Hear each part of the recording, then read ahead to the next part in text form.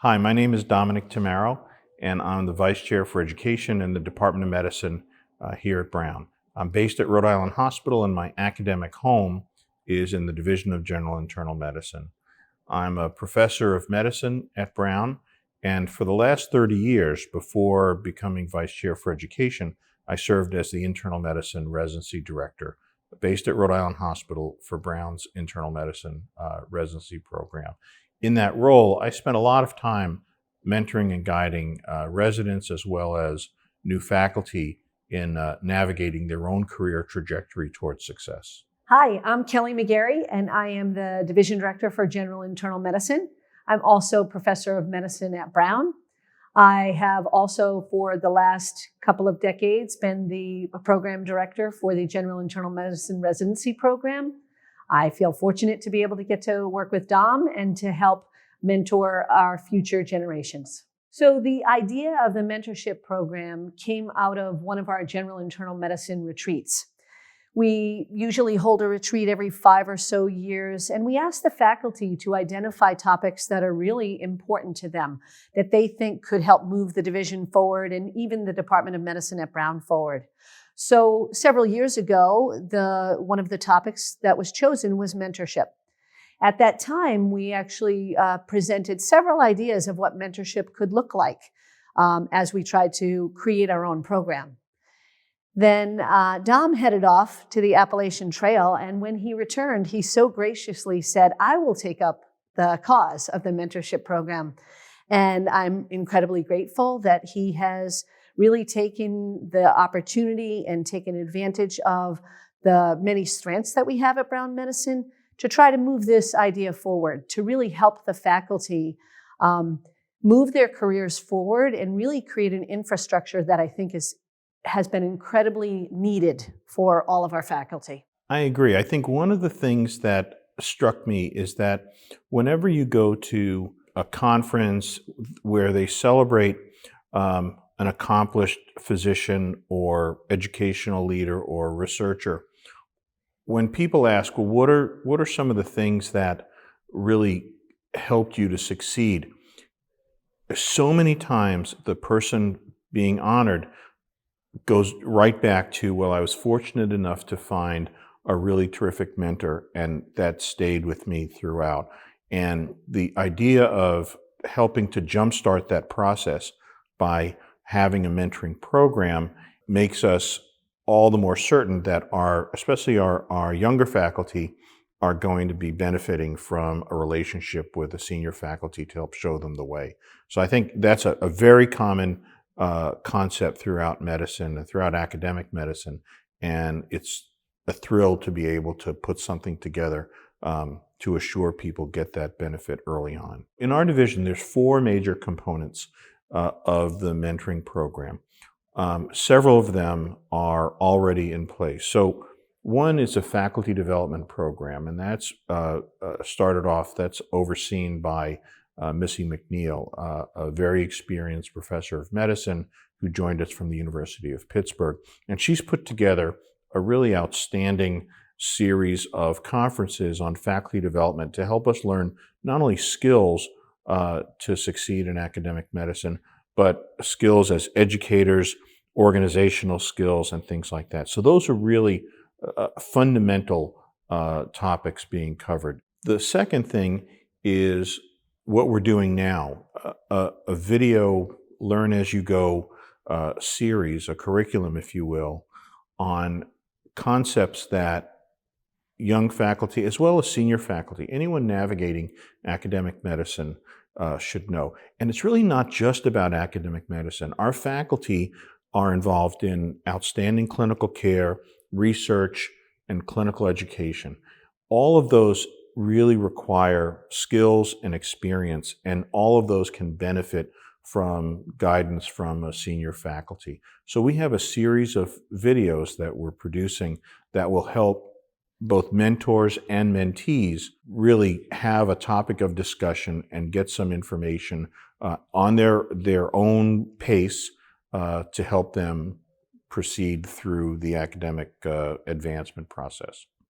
The third thing is really the core, which is the relationship between a mentor and a mentee. We have a great group of senior faculty who are at the associate and professor level at Brown, who again mirrored all those things: the research, leadership, clinical care, and clinical education. And those are the folks who are going to be serving as mentors to our junior faculty. That's a relationship that will start out when faculty begin, and then will continue. And after a period of time, we'll seek the level that benefits both the mentor and mentee. But that relationship early on is a fundamental core feature of the mentoring program. And then the fourth and final aspect of the mentoring program is, again, something that's already in place, and that is the annual faculty performance review or evaluation process between a faculty member and the division director. And so all of the faculty live within a division of their discipline. I'm in the division of general internal medicine, so once a year I meet with Kelly and we go over what my goals were for the last year, whether I've been able to meet those goals. If there are obstacles, we talk about what the obstacles were, and maybe Kelly gives me some advice about how I can overcome those obstacles. And then once we go through that, we begin looking forward to future goals. Where do I want to be? Are there aspects of my career that I want to enhance? Do I want to branch out into new areas? And all of those really come together. All the preparation that the first three elements have prepared me for, we then talk about how to put them into practice at the annual meeting between the division director and the faculty member. And that's really just the formal aspect. I may have a mentee that is looking for guidance in a particular area that I'm not familiar with, but chances are, if you're a senior faculty member, you know people, you've come across people, you can help that person make connections to help benefit and address that specific need that they have. And that's another benefit of the mentor-mentee relationship. Totally agree with Dom. Doug and I were just actually preparing the video for the annual faculty review, and I agree with you that our goal there is to really try to complement the rest of the mentoring series and try to help the faculty, again, realize their goals and talk to them about the ways they want to grow, professionally develop, maybe change what they're doing with their careers. And it's a great opportunity to sort of complement the mentoring process. The only other thing I was going to say was that what we hope with our videos is that they really do address all aspects of academic medicine. Doug and I were talking about the huge variety that we get to participate in and how we can change our careers over time. So our videos are designed to really address, how do I achieve clinical excellence? How do I become an excellent teacher? What if I want an administrative role in the residency program or within the Department of Medicine? Just how can I become the best version of myself moving forward? To also just to say something that you were talking about when we did our introductions, when you talked about sort of that idea of paying it forward. Whenever you're at a national meeting and someone is getting an award and they talk about the people that helped them get there, I do think that that mentors really enjoy that role, that idea of paying it forward.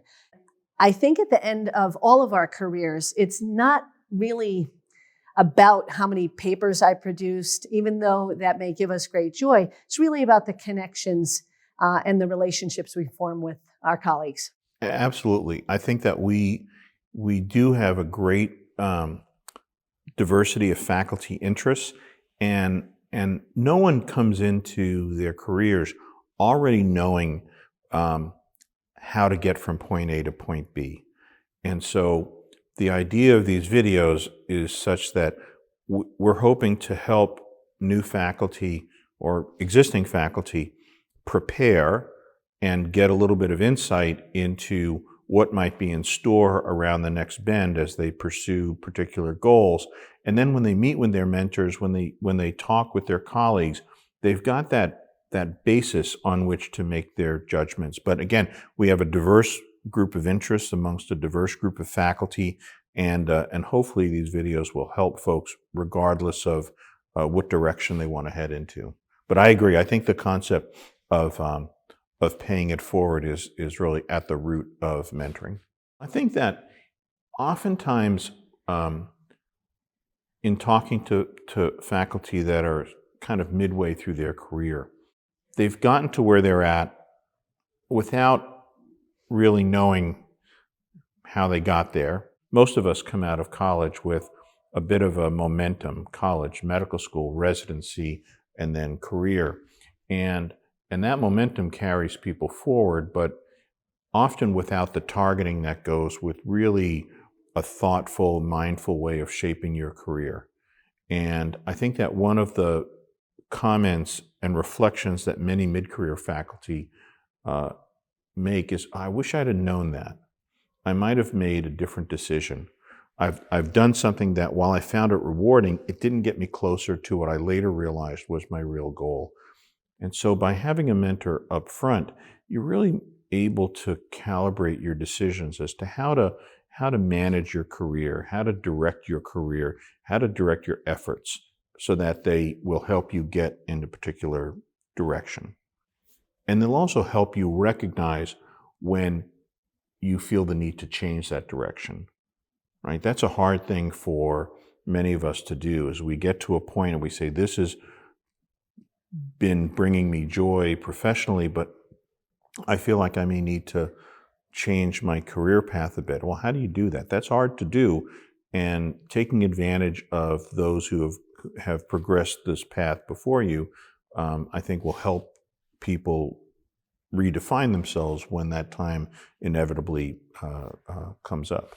I totally agree with all of that. I also think that, many opportunities happen to faculty along the way, and we've all had the benefit of sort of serendipity or something coming along that you took the opportunity to, take the bull by the horns and, make that your own, whatever that would be, whatever opportunity that was. But I think what we're trying to do with the video series is maybe prepare people a little bit better, rather than just allowing things always to happen just because of chance. That's right.